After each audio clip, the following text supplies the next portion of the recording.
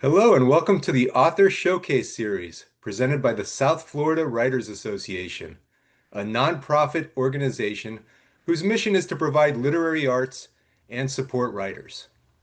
Today's guest is Lisa F. Rosenberg, whose writing up until now has been in her professional life primarily nonfiction, such as essays for exhibition catalogs, art criticism, tours, and public talks. But her debut novel, Fine, I'm a Terrible Person, was published this January 2025 by Sibylline Press. Lisa, welcome. Thank you. Happy to be here. Thank you for having me. Of course, of course. So let's start from the beginning. When did you first realize you were a writer? I don't think that ever really happened. I have to admit, I still suffer from a little bit of an imposter complex. I had no problem writing nonfiction for work. I'm a good student. I do what I'm told and a good employee, and I produce content. But as far as fiction is concerned, I never really had that realization. It was really that I had a story that I so wanted told. I had to write it myself. I couldn't get anybody else to write it for me, and I tried to do that. So I was just driven by this story that I thought was so compelling that I had to tell it. So I realized I had to tell it myself. And what was this story? Well, I came from a challenging family background dynamic, and I always, for some reason, it's a mystery, dealt with family trauma and drama and challenges with humor. I thought my family was funny. And I collected stories. I'm a voracious reader. I love to read, and I collected stories.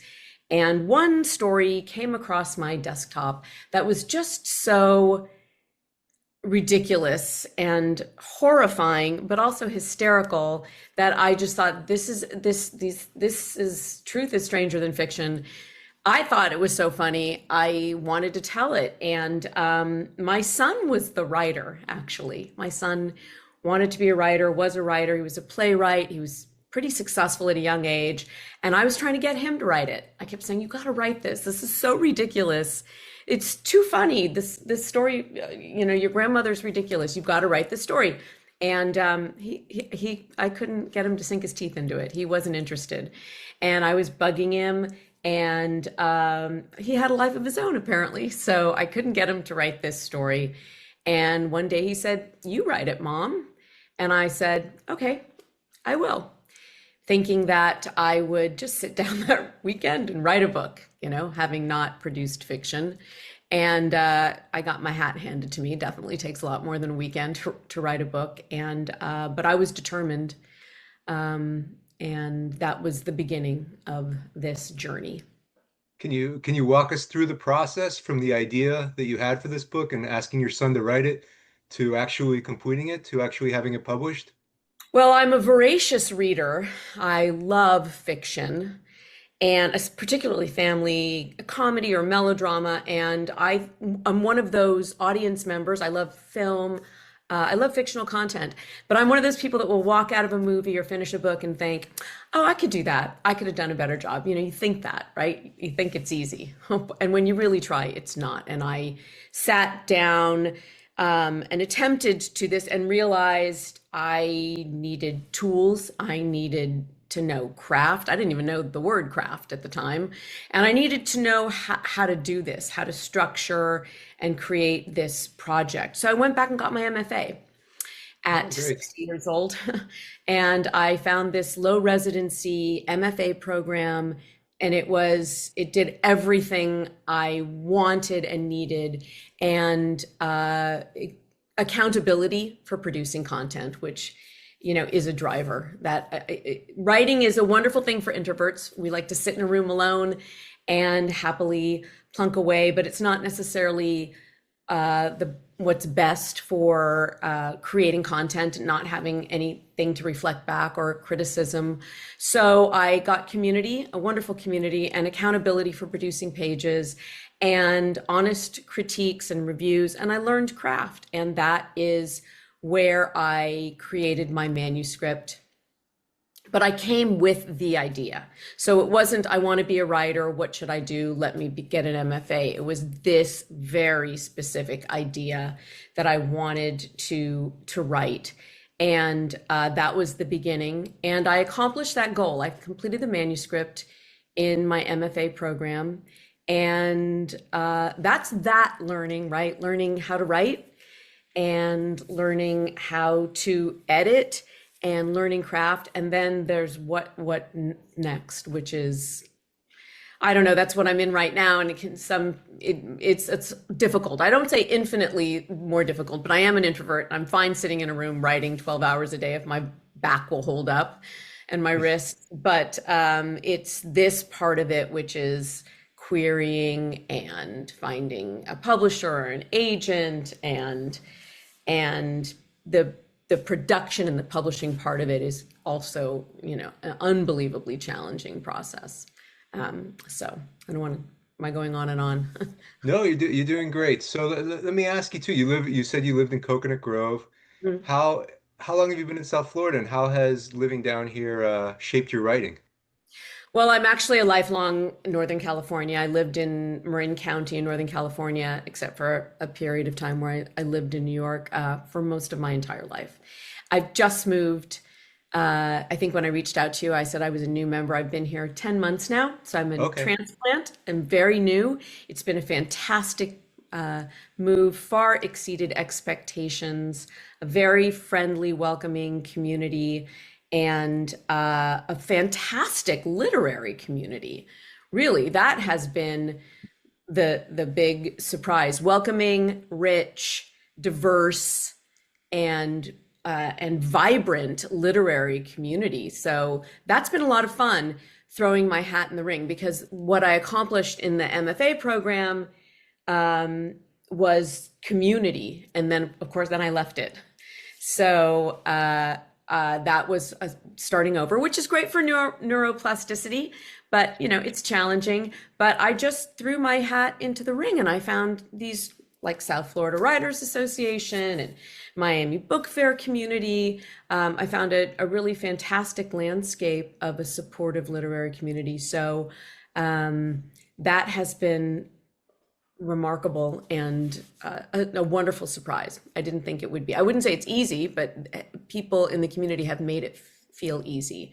A supportive community, and bookstores, wow, all over South Florida. So that's been really wonderful. A bright spot in a big move. Fantastic. And have you, since you've been here in the 10 months, have you started working on a new book or any new fiction? I have been mired in, my book was published in January. So I've been in this maelstrom of social media and talks and just what it entails to launch a book, and it's a learn as you go thing for me. This is a debut. I'm a 62-year-old debut author, fiction. And, but I had an idea that was in the idea stage, cooking around in my head. And I have finally started working on it again. And that's, you're reminded how hard it is. It's hard. It's You, hard. you want to share a little hint about what it is that you're working on, or? It's another family dynamic Okay. story. Like fine, I'm a terrible person. Different though. That was very personal, and it Hmm. was rooted in you write what you know, but this was really rooted in characters that I knew deeply, in a community that I knew deeply, I loved and was driven crazy by. So I knew these characters. So this next project, though I am having the same experience of, I'm very much, though I like discipline and I like to be professional and I like to approach it with craft and organization, I'm very much a pantster. I I plot and I throw it away, and I try sketching and I try listing and I try post-its and all kinds of strategies, but in the end it's my writing, leads the way. And I have definitely had that experience, which I wouldn't have believed before I was writing, that the characters decide what they're going to do once they become realized. and I'm in that process right now. Of these characters are they come to life. They really will wake up in the middle of the night and say, "Oh, I'm going to say that," and I'll think, "You're going to say that?" So the characters do take on a life of their own. It's a story that takes place in Northern California again, and it's about it's going to be a father-daughter story, whereas my debut novel was a mother-daughter story. So I'm not really sure how much I'm in the process I'm on chapter 3, so Okay, just starting out. it's in its early genesis, but it's still that process of that adult journey, which I call the sandwich years, where you're dealing with aging parents, you're dealing with your own middle life, deep smack dab in the middle of your own life, and you're dealing with children, and you're in the middle of the sandwich, and it's a lot of human relationships. So I think that's very relatable. That's where people, I think, really relate to my work. I think the best comedy, I'm very much about the human condition being funny, whether we like it or not. But I think that the best humor is when people nod their head and say, "Oh my God, that is so my wife, my sister, my mother, my father. Oh my God, were you at my kitchen table last night?" It's that familiarity where we nod and say, "That is so true." So I draw from reality in that sense of the inspiration comes from family and relationships, but that same need to fully realize yourself and sort of let go of the things that make us neurotic and that keep us from authentic human relationships. The positive human relationships, those things that keep us from being comfortable in our own skin, like parents or grandparents, children or spouses. People in general, yeah, definitely. And you were saying earlier, so with your finished novel, you were saying how characters surprise you. Can you think of a specific example in your debut novel of where the character did something completely different than how you imagined during the drawing board phase? Oh, definitely. So it's a mother-daughter story. It's a dual protagonist story. That happened. I sat down to write this story about this crazy, infuriating, narcissistic, manipulative mother figure in her 70s. And the daughter figure, it just had to be a dual protagonist. I had to write from 2 points of view because she was such a strong character. I didn't see that coming. But in the process of wrangling with this manipulative, narcissistic, codependent mother figure, she became a very interesting character, and she had her own problems. And I found her so interesting. See, it's like she was real. I got to know her and found her so interesting. And it became a caper. And I didn't see that happening. They set out on this journey, not together, their journeys intersected. But she is a neurotic 40-something wife and mother, keeping up with the Joneses in that way that being a woman in our society can be so socially isolating and preventing you from having authentic human connections because you're just so busy trying to be perfect.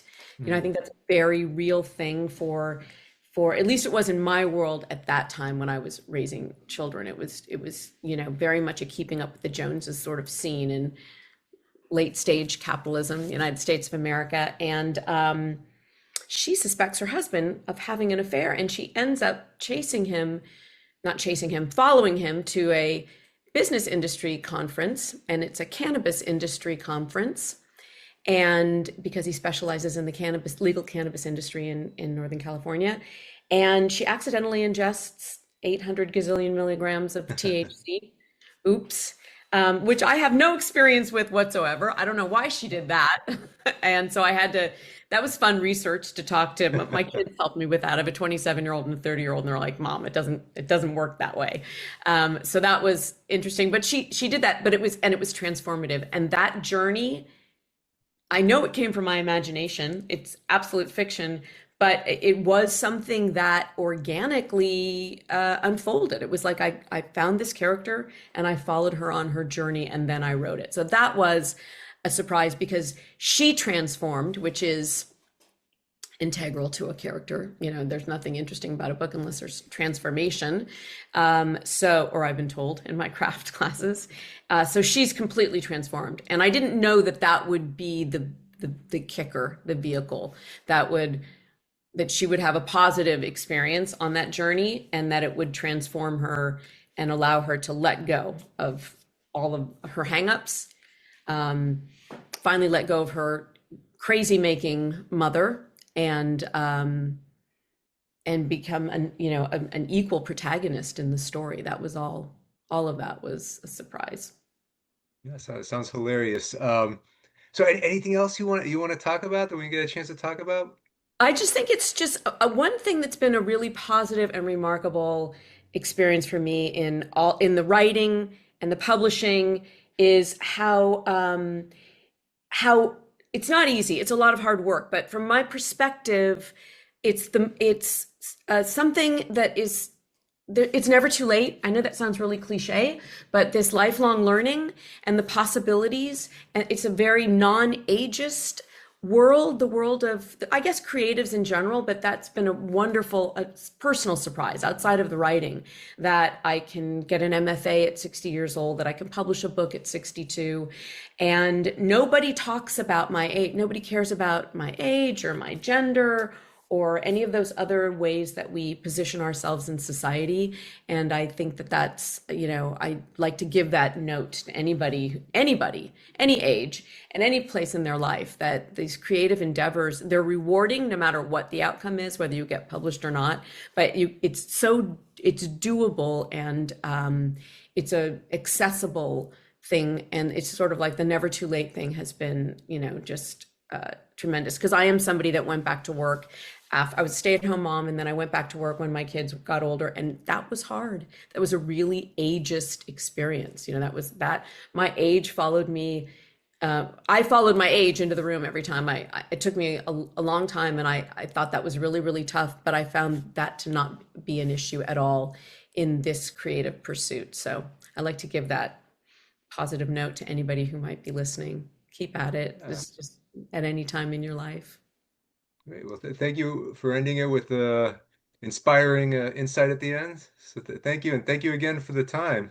Thank And you, thank David. you, of course, and thank you all for watching, and we'll see you next time.